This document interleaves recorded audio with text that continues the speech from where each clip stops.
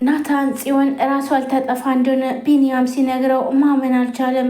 እንዴት ነው እኔ የኔ እህት ነች ወይ ራሷ አልታጠፋ የፈለገችው እኔ እንዴት ጥላኝ እያለ በጣም እያበደ ወደ እሷ እየሮጠ ሄዳል።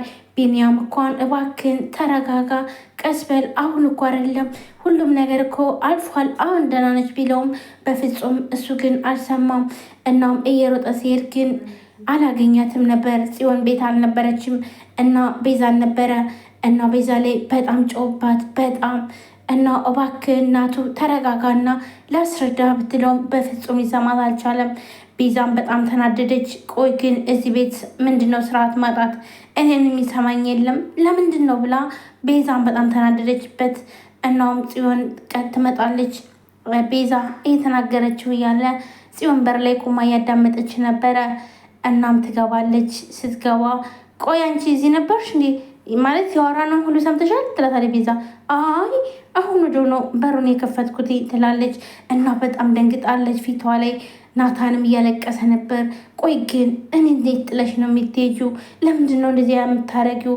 ቆይ እኔ አንቺ እኮ ያለሽኝ እኮ አንቺ ነሽ እያለ እያለቀሰ እባክህን ወንድሜ ተረጋጋ፣ እባክህን አንተ እንደምታስበው አይደለም፣ በቃ ያ ነገር እኮ አልሆነም፣ እባክህ ተረጋጋ እነግራለሁ ትለዋለች።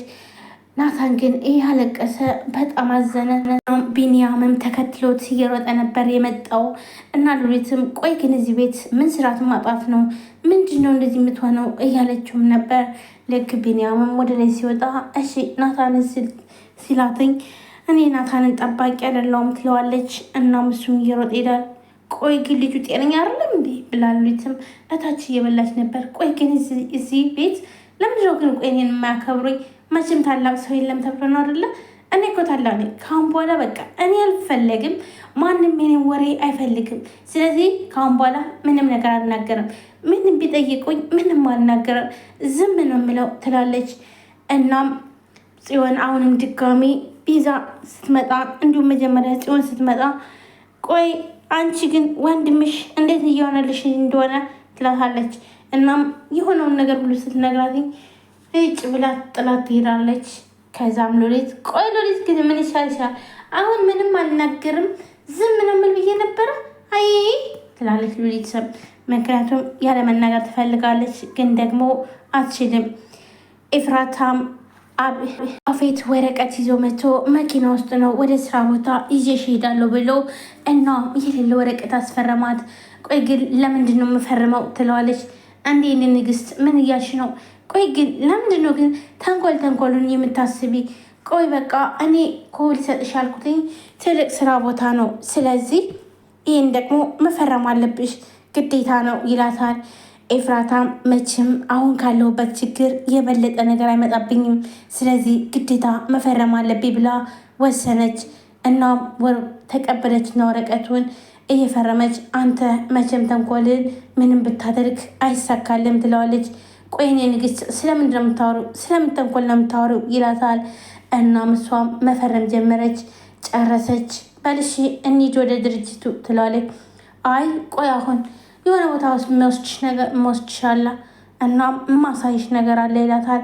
ኤፍራታን ያፌት የት ሊወስዳት ነው? እስኪ ውድ ቤተሰቦቼ ኮሜንት ላይ ሀሳባችሁን አስቀምጡ።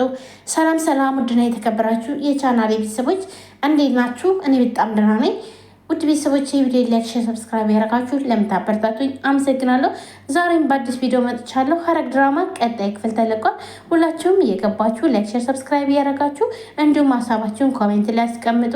ሐረግ ድራማ ዛሬ በሚያሳዝን ሁኔታ ጽዮን ራሷ ልታጠፋ እንደሆነ ናታን ሲሰማ በጣም ነበር እንደ እብድ የሆነ ቤት የመጣው። ነገር ግን የሁሉ ነገር ትክክል እንዳልሆነና እንዲሁም ደግሞ ከቢኒያም ጋር እንዲታረቁ እንደሆነ በስንት መከራ አሳምነዋለች ማለት ነው። እሱም ግን ቆይ ግን እንደዚህ አይነት ሀሳብ እንዴት ታስባላችሁ ይላል። ምክንያቱም ቤዛ ላይም ስለጮባትኝ እናም ቤዛን ይቅርታ ቢላትም ይቅርታ አላደረገችለትም ነበር። መጨረሻ ላይ ግን በቃ ሺ ሂጂና ቤዛን አረጋጋት ይለዋል።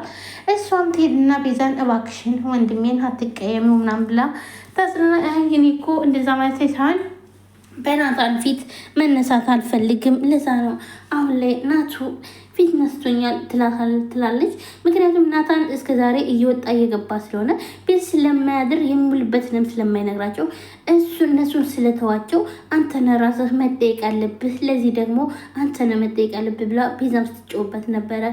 እናም ቆይ አንቺ ቆይ ግን አሁንም ያንን ሸበላ ጥለሽ ከወንድሜ ጋር እያሰብሽ ስለ ወንድሜ እያሰብሽ ነው ትላታለች። አንቺ ደግሞ ብላ ትስቃለች። ምክንያቱም ቤዛ አብሯት ያለውን ልጅ ማለት ነው እንግዲህ ፍቅረኛ አለችም፣ ግን ያው ዝሮ አብሯት ያለው ልጅ ናውድ ማለት ነው ስለሱ ነበር ያወራቻት።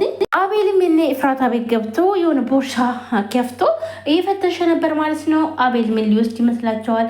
በነገራችን ላይ አብዛኞቹ ኮሜንት ላይ አቤል ይውጣለን የሚል ኮሜንት ናየሁት ማለት ነው። አቤል እንግዲህ ኤፍራታና ጽዮንን እያስፈራ ነው። በተለይ አሁን ላይ ደግሞ ኤፍራታን እንጂ ከጽዮን ጋር ብዙም አይደለም ማለት ነው።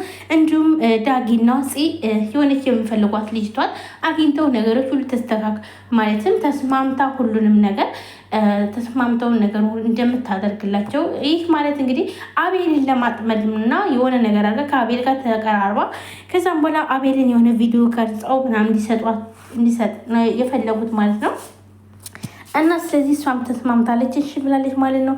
እንዲሁም ገኒን ጉሊት ተቀምጣ ያለ ያገኘታል ማለት እሺ ዳጊ እናት እንዴት ነው ጉሊት ነው እንዲህ ጀመርሽው አይለኛ ገበያ ሆነሻል ጎበዝ ሆነሻል እያለ ስልክ እያወሩ ነበር ከገኒ ጋር። እናም ይሰማል ማን ነው ዳጊም እየሮጠ